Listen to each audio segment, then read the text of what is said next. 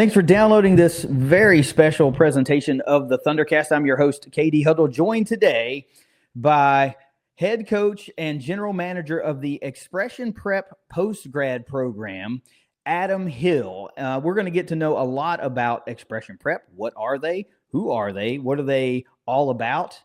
And really just get a lot of information out there to Huntingtonians, the people in the region, I don't know aspiring collegiate athletes maybe. And we're going to get some facts out there and set the record straight on some things and just get people excited about Expression Prep. So right out of the gate, Coach Hill, Adam, appreciate you taking some time this evening, sitting down with me and talking about Expression Prep. I appreciate it, KD. I appreciate the opportunity and hope we get a lot of these questions answered. Yeah, I do too. Because when we talked about this initially, I perked up immediately because as a Herd fan, some of these things start to make the hair on your arms raise up a little bit like, okay, this could be beneficial to the program that I am so passionate about. And I know that that's not necessarily the sole goal at all of what you're doing. But anytime there's an opportunity that can help the Herd, I want to hear about it. And so I guess the best place to start is obviously at the beginning. And let's start with what is Expression Prep. So Expression Prep, we've been around for a long time under the name of Huntington Prep. I'm sure a lot of Huntingtonians, tri-state, basketball fans will recognize the Huntington Prep name. Huntington Prep kind of was searching for a home for a couple years. They had gone to St. Joe. They went to Huntington High for a little while, and Expression Church in Westmoreland actually started a Christian school here, and they absorbed Huntington Prep basketball. So Huntington Prep basketball has become Huntington Expression Prep. And I just happened to start going to church here about a year and a half ago. Got to know the pastor and the principal of the school and everything. And they started talking about wanting to start a football program at Expression. So the initial plan was to start a high school or middle school program, followed by a high school program, a national prep team, and then our post-grad team. So started the middle school program last year, and we will start high school. We will play high school this year, a split schedule, JV, varsity, with the kids that we have at the school, the eighth graders that are moving up. And then the big announcement, the big launch this year is our post-grad program. That's the one that we're excited about all of them, but we're really excited about the post-grad program and its effect and the benefit that it's going to have on the local colleges and also with the local high schools. Okay, so we've got an upstart program from a football standpoint, but most folks immediately recognized Huntington Prep, right? And of course they know that from basketball. So right out of the gate, people are like, okay, I kind of got a handle on this. So I know we're talking football, not basketball. And I found it really interesting before we hit the record button. You mentioned something to me about championships and what really is important to Expression Prep. So I want you to drive that home because I think that is really a foundational aspect of what this program could be, if successful, that folks really need to know about. So what is the purpose of Expression Prep? So our purpose here is to and a lot of people's purpose is to play elite level football. Everybody says it, but in reality, we don't play for championships here. We're not playing for a state championship. We're not playing for county championships or anything else. Our concern is development. And my coaching staff will tell you I've got a really good coaching staff here, very, very qualified. But our staff will tell you that I am on them on a daily basis about just teaching not just the fundamentals of the game, but the fine points of the game.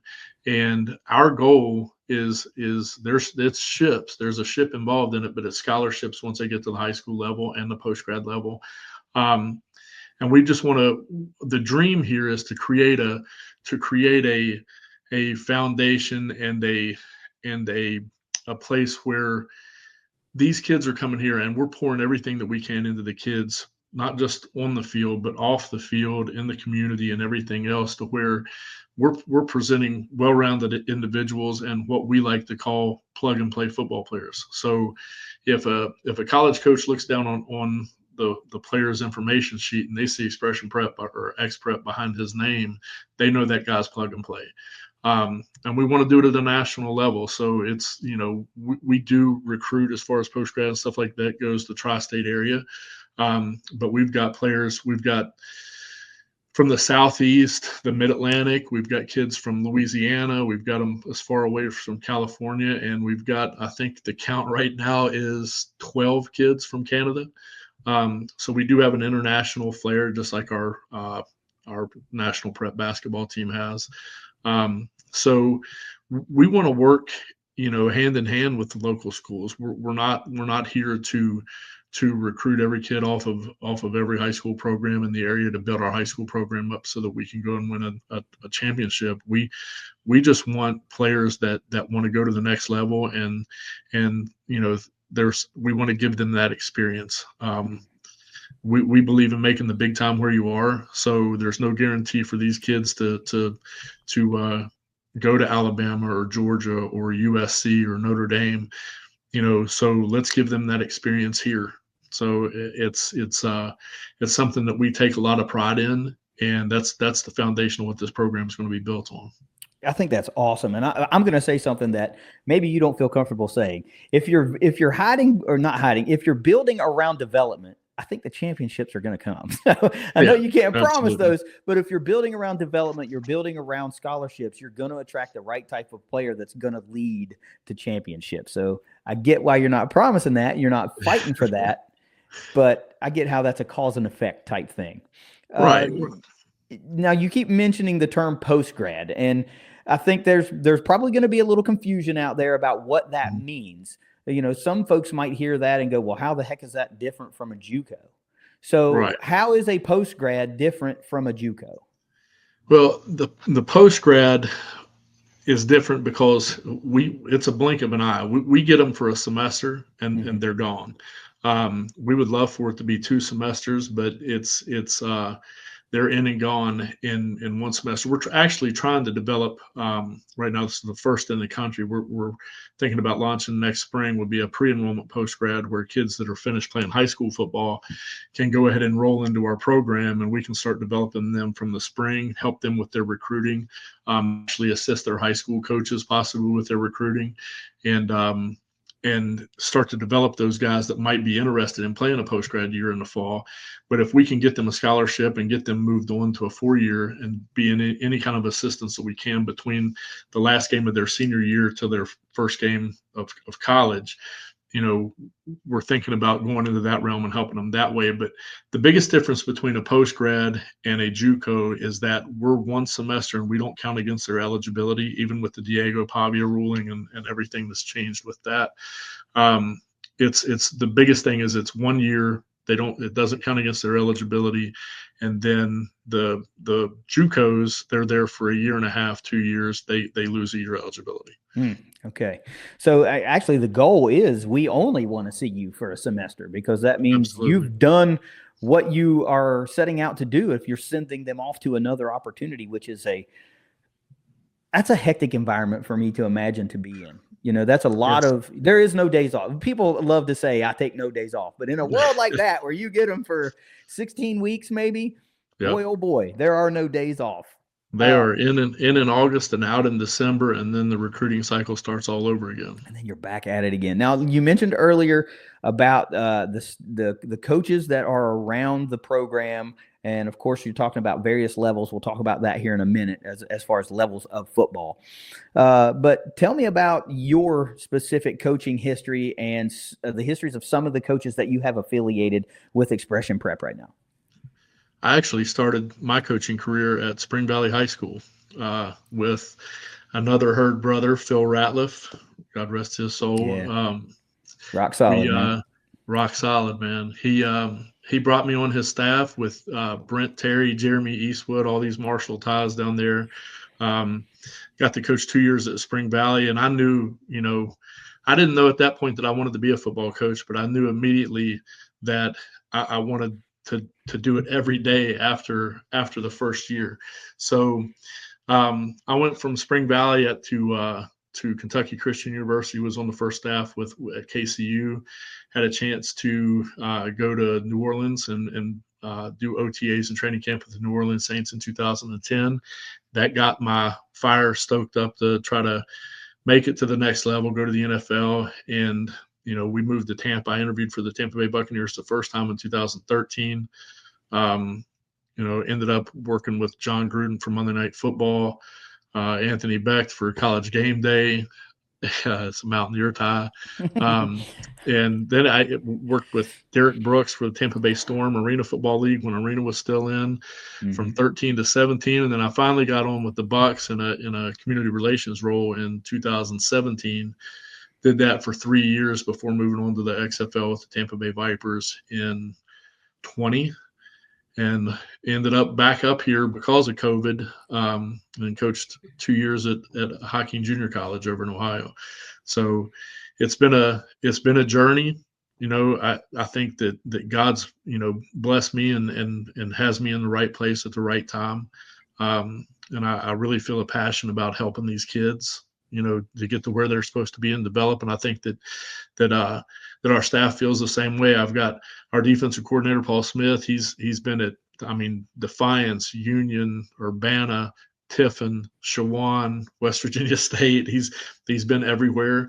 I've got a couple other coaches that we're going to bring on that have been in the Big 12, the SEC. My son Wes is our youngest coach on staff. He's already coached 2 years of college football, one at Hocking College as a defensive line coach on his own, and then he spent a year at Ohio University as assistant defensive line coach there. We've got Coach Ricky Runyon that's been at West Virginia State. He was an offensive line coach at West Virginia State. He's going to coach our quarterbacks here. So we've got a really experienced staff, 80-plus years of experience in professional and college football, and we're still looking for a few coaches. So when we're up and running, after 2 years of this thing, we plan on having a full-time strength coach, full-time athletic trainer, a business side, and a football side. So we've got a lot of plans. We've got a lot of stuff to do. We've got a lot of work to do. And like you said, it never stops, man. It's a 24-hour-a-day undertaking. So yeah. And then to add on top of it, this is some of these things you're trying to get off the ground.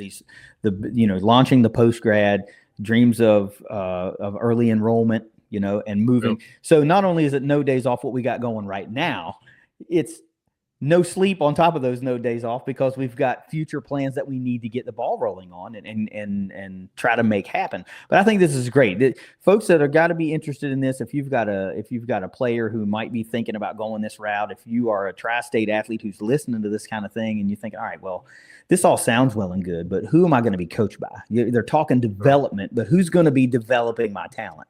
And now you're talking about guys that have seen it at all levels, from the NFL and these other professional leagues, XFL, collegiate level, and the high school level. You've seen it from all angles, not all, but a lot of different angles, right? Yep. So that ought to be a huge selling point to people that may be interested in coming this route. Let's talk about something a little fun, maybe. I don't know. You're talking about a nice post-grad team. Let's say we assemble a really fun one and a really exciting one. Well, where are we going to be playing these games? Where are people going to be able to go see Expression Prep play a game? We've got some invites from local colleges, some D2 schools, and obviously we're going to try to play some games here in Huntington at the Joan. We've got some meetings set up with Marshall. We really want to develop that relationship and bring some schools in here, because not only does it help our kids, it's not only a recruiting tool for our kids, but it gives Marshall a chance to see teams, like Fork Union, like Hocking Junior College, come in here and play against our kids. So they're seeing 2 developmental squads play right there at the Joan. Same thing with West Virginia State or University of Charleston or whomever we play there. It's kind of a recruiting tool. I learned that when I was at Hocking. I didn't realize that we would take the road tour that we took when I was at Hocking College, but we played 3 times in New York. We played in Chicago, played at Concord University once. So it's really about, like I said, it's more about getting exposure for the players that we have on the roster than than building a stadium. And we've discussed possibly building our own. We'll definitely have our own facilities, but as far as building a stadium, I'm not even sure that we want to build our own stadium, because we build our own stadium, we bring in a crowd that's whatever we would do to fill our stadium. We're never going to have a 40,000 seat stadium or anything like that, but more than anything else, it's about getting our players in front of other college coaches so that they can be recruited. So that's our number one goal. So that would be my answer to that. And hopefully it happens. Hopefully it happens really soon. And we would love for the Tri-State to embrace us. We want to be one of those teams that people want to come out and watch. And we have a lot of talent on this team already. We've got over 25 signees. Like I said, they're from all over the country. They're from international kids.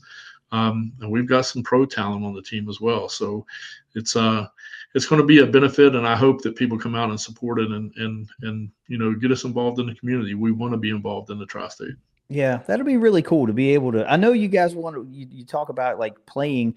If you're going to recruit nationally, you probably have to play nationally, and you've indicated like, well, we've got to travel. I've traveled before, and Yeah. so you're probably not looking at like 8 games in Huntington. Let's say it all works out and you play games at the Joan. You're not looking at 8 games in Huntington, right? You might be looking at a handful of games, 1 or 2 maybe in Huntington, and maybe you do play a game or 2 in Charleston. So I understand that. So when the opportunity is in Huntington, maybe you will be able to attract some of those fans to come out and see something new, see something different on a level that they're not used to seeing, and I think that's pretty cool. I remember I've gone to Huntington Prep basketball games before, and I'm not really a huge basketball fan, but I knew I was going to see talent that was generally higher than what I would see normally at a quote unquote high school level here in West Virginia. Oh, no question. They hopefully get to see a few a few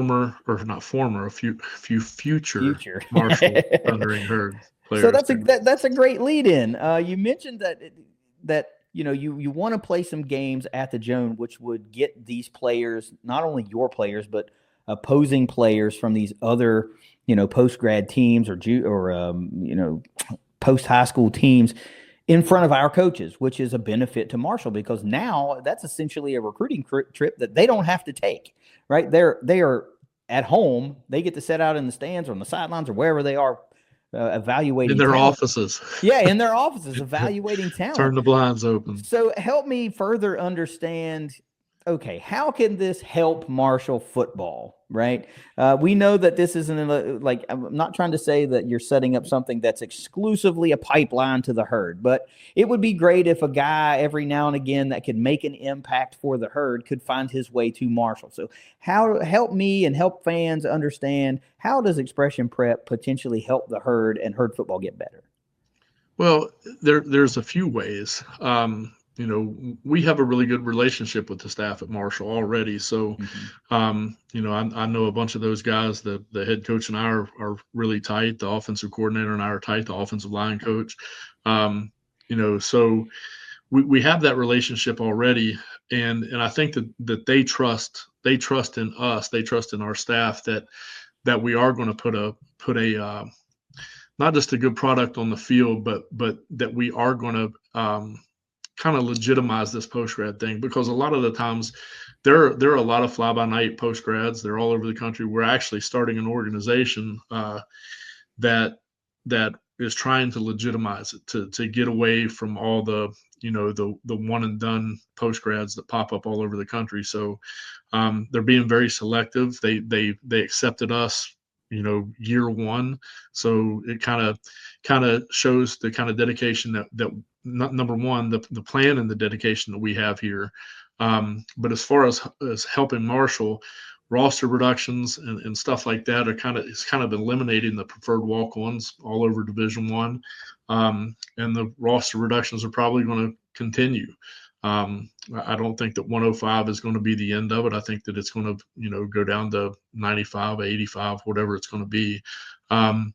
So having that relationship and recruiting and knowing how we can develop players here, I think that it can help Marshall. It can help the other schools that are close by, not just Marshall, and the fact that if we build that relationship, that they can recommend players here, that we can develop, and then hopefully they develop that relationship, continue recruiting them. They'll be right here. They can watch them play, and then come back in and invite them to spring camp, to spring practice. Yeah, I think that's probably something that not a lot of fans are thinking about. It's certainly not something that I was thinking about. I know there are roster reductions and the limit, and it seems like a moving target right now. Nobody knows where it's going to settle, and we won't know until we know. But the preferred walk-on is not something that I just considered going away. It just didn't occur to me. And that's when you couple that with things like the transfer portal that goes crazy every cycle. I think a lot of us have now realized that the ones on the losing end of that, by and large, are the high school recruit. Because it's a lot easier for a coach to go out and get a guy that's been in a program in a college for a year, acclimated to the college life, been through a strength program. Like, there's much less guesswork, right? You kind of know what you got. So I get that. Is it fair? Of course it's not fair, but that's just the way the world is. And this fills a void, or you guys are going to help fill that void for some of those high school athletes that are good enough to play, but there's just not a roster spot right now. Right.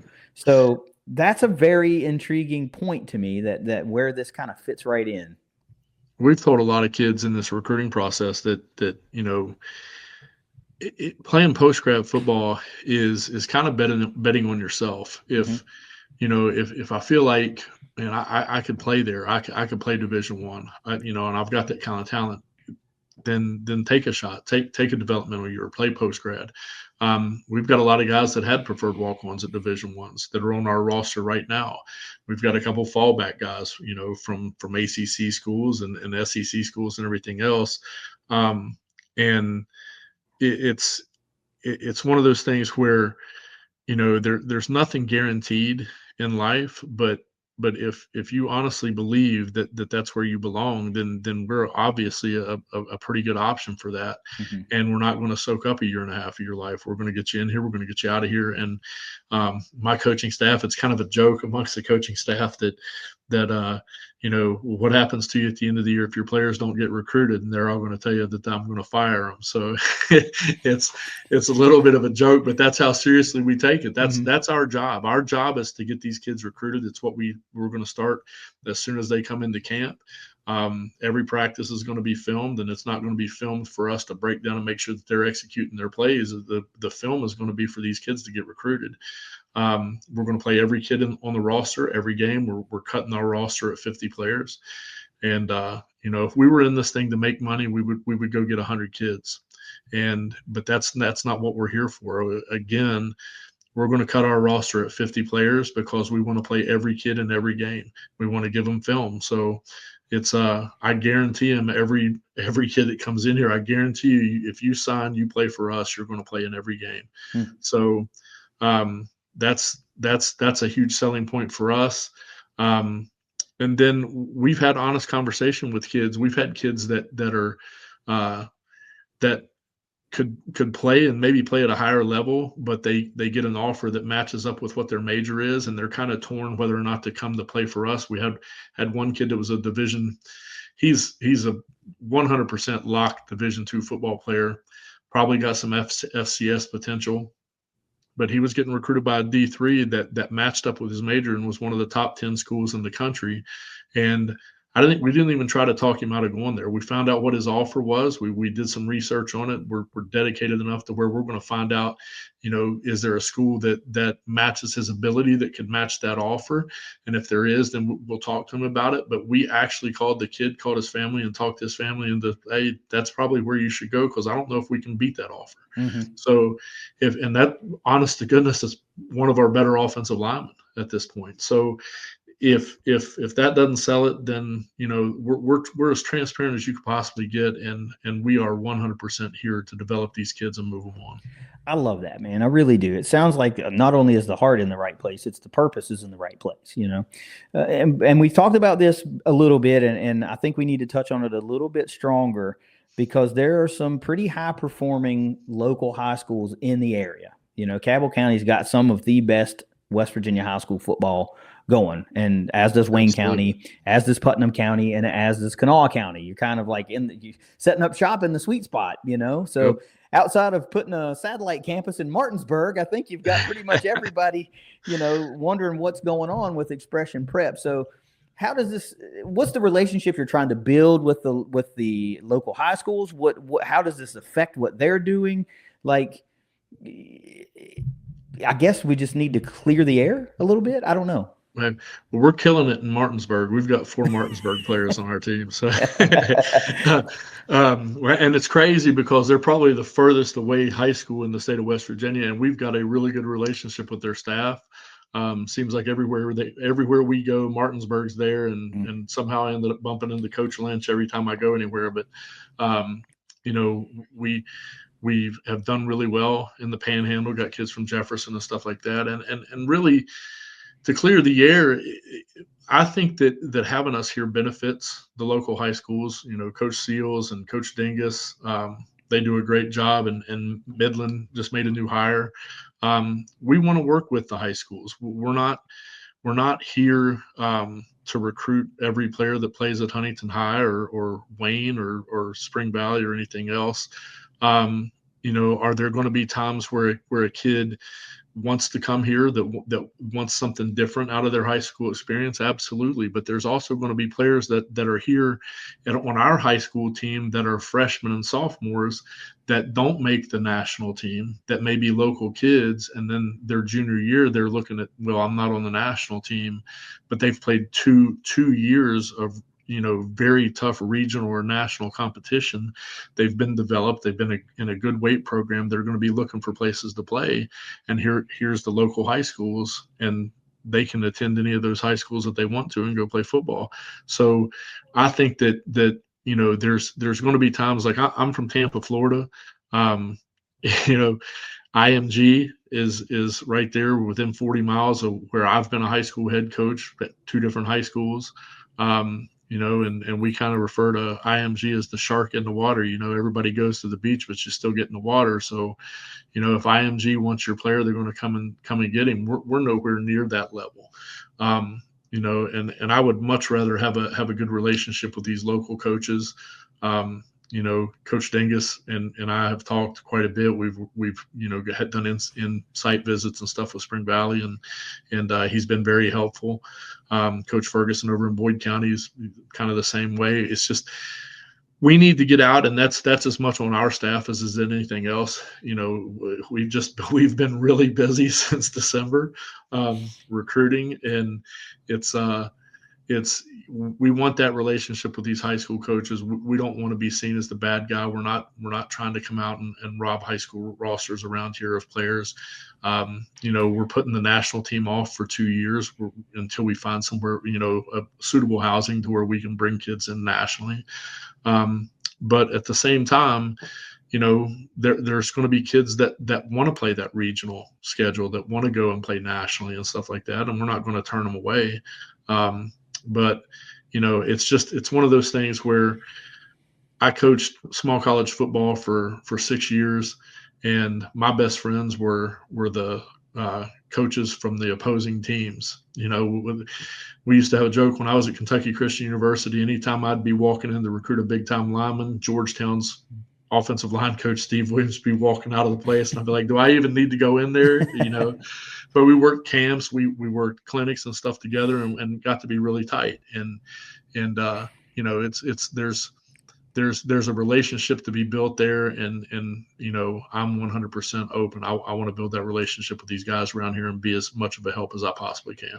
I hope that's the way it turns out to be, because we know that high school football in our area, in the area of Huntington, and like I said, really down the I-64 corridor, it's big. People care about it, and there's a lot of pride in the school that they go to, and it's a large part of their identity a lot of the times. And I happen to be one of those guys who doesn't have a high school anymore. Mine's been long consolidated, and that's why my loyalties and love runs so deep for Marshall. I just don't have that anymore. I don't have a connection to the high school that exists that replaced my high school. So Marshall benefits from all of my love and loyalty, but we know that that's a big deal.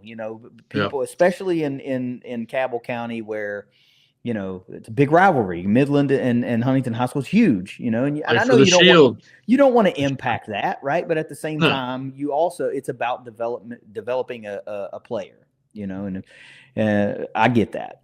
My oldest son would have been one of those kids that would have wanted to play for the national team. That he would have been one of those kids.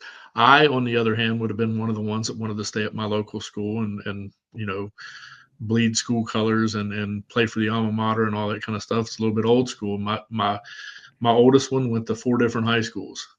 Settled in. When we moved back to West Virginia at Ravenswood, was 2-time All-State there, and he would have easily wanted to play on the national team. And so there's definitely 2 different approaches to it. It's just neither one of them's good or evil. It's just what does the kid want to do?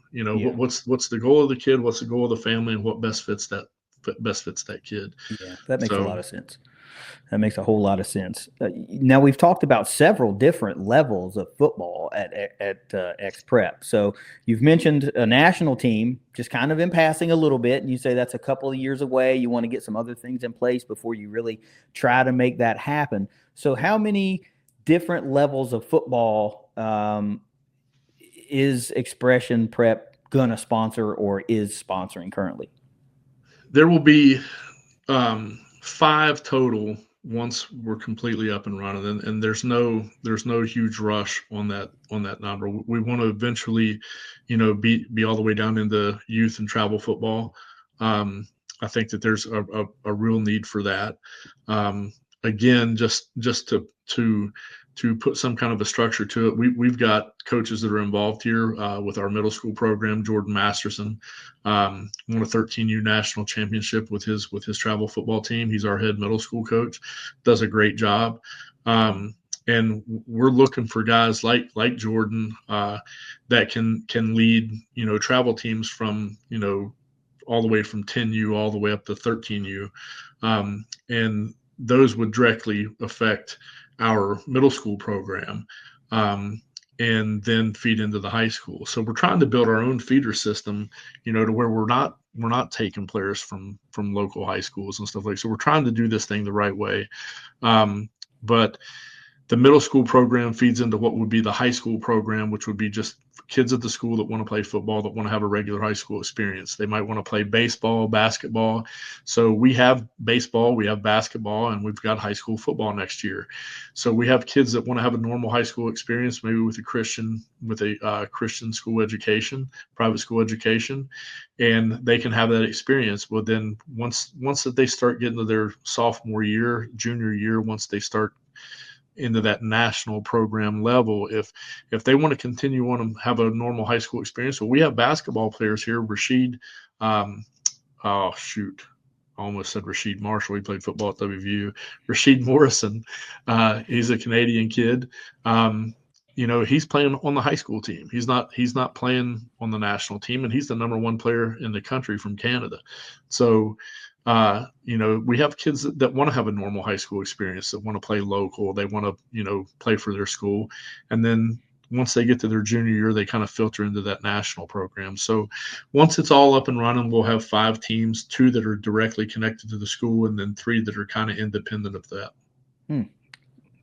I like the idea of a feeder system. It seems to make sense, and I think most folks are excited not just for this. Well, primarily they're going to be excited for the post-grad program, because most people that are going to listen to our show are herd fans, and that's what is going to affect Marshall. But they're really going to most direct effect. Yes, and they're really going to be excited about a national program that gets off the ground in a couple of years, and because that could really potentially mean something, to the herd. Last couple, you're facing some hurdles. I know you have to be. So what are some of the biggest hurdles that you're facing right now with what you want to do versus where you're at? Some of them we've already talked about. Just trying to clear the air, locally about, what our intentions are. It's like I said, we're really here for the kids. It's not, we're not the shark in the water, thief in the night, or the shark in the water, or anything like that. Like we really we love football. I love this game. I love the way that it affects, young people and adults alike. So, and there's a passion for it, and we just want to be a part of it. Mm-hmm. So that's one thing, is just clearing the air, and then number two, getting it out there, that Post-Grad is going to try to, start becoming more legitimate like it used to be, when Hargrave was up and running, and Fork Union and Milford Academy and East Coast Prep and Myrtle Beach Prep and all that kind of stuff. So there are some really good programs out there. We want to kind of jump into that, and not just jump into it, but take the lead on it, and legitimize this thing, because there is 100% going to be a need for it in the very near future. And we kind of want to be on the ground floor and kind of guide not just the Mid-Atlantic region, but nationally, kind of be a leader for that. And then the last thing is, it's not cheap to start one of these programs up. We do want to bring players in on scholarship and stuff like that, but it's trying to find people, because we know we've got donors, we've got boosters, we've got all that kind of stuff that give the WVU, they give the Marshall, they give the Ohio State, and we're not trying to take away from that, but if there's companies out there, that companies or individuals or just people that are football fans that want to support something to get on the ground floor, that's the thing, is getting out to the businesses around the tri-state area. Because like I said, we do want to be a part of the community. We want to put these kids out there where they can be visible. So we want to support the local community, the businesses, and we would like that, have some of that support as well. Yeah, that would be awesome to be able to, nab a handful of corporate sponsors and things like that around Huntington. I know that would make things unbelievably easier, to start navigating some of those, endless trails that you're going down right now. So to that end, let's get out of here kind of on this one. Let's say you've got some folks that are, parents that are interested in, their kid maybe playing, or, you've got some prospects that are interested in taking your route through high school. You got some businesses that might be interested, or you've just got some individual donors that might be interested. How can people find Expression Prep? How can they get a hold of you? Where are you, like on social media, like all the things? Like, how can people find Adam Hill and Expression Prep? So we've got a website, xprepfootball.com. We're getting about 2,100 hits a month, so our traffic is really good on our website right now. So if that's attractive to businesses, I think we're way ahead of some small businesses as far as that goes, being up for less than a year. We are averaging, like I said, right at 2,100 hits a month. So we've got that going for us. All of our coaches are on social media, on X, on Instagram, Twitter. We've got a Facebook page, Expression Prep Football. But at Hill_Adam EPPG is my Twitter handle. I guess that's what you call it. I'm too old for this stuff, man. No way, man. If I can do it, you can do it.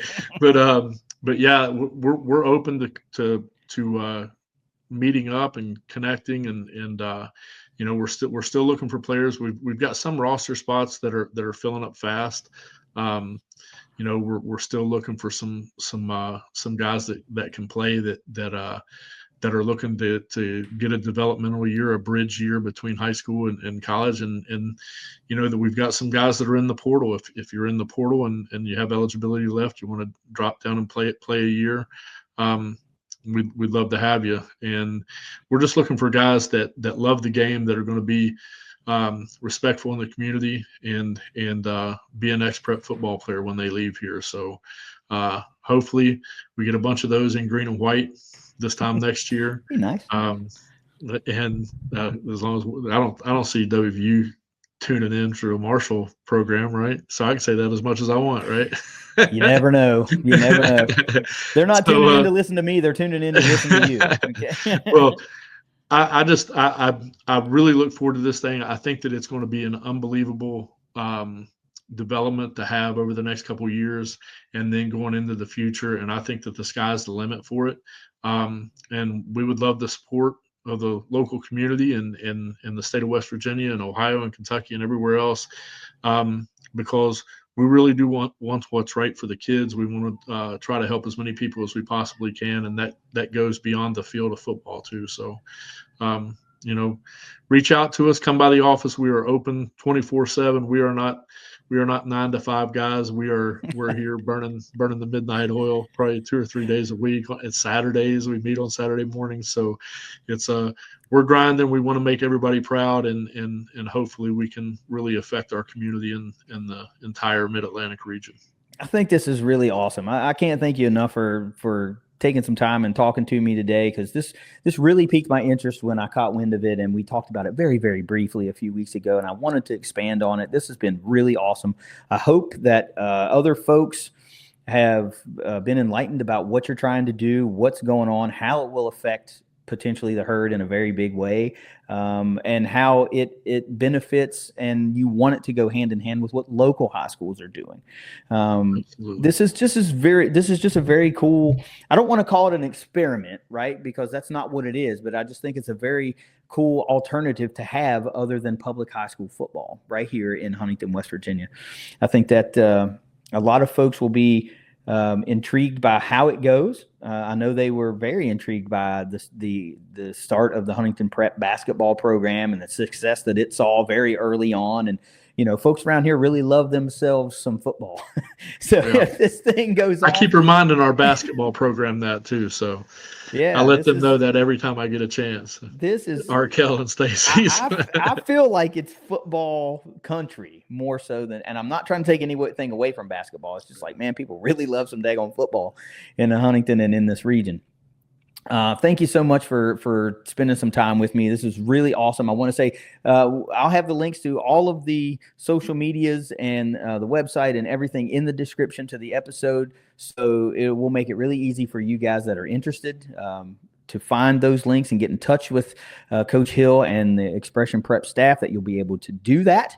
So, man, I don't know what's left other than to fill out a roster and put a schedule together and suit up and start playing some daggone games. Thank you so much for joining me this evening. It was an absolute pleasure. Thank you.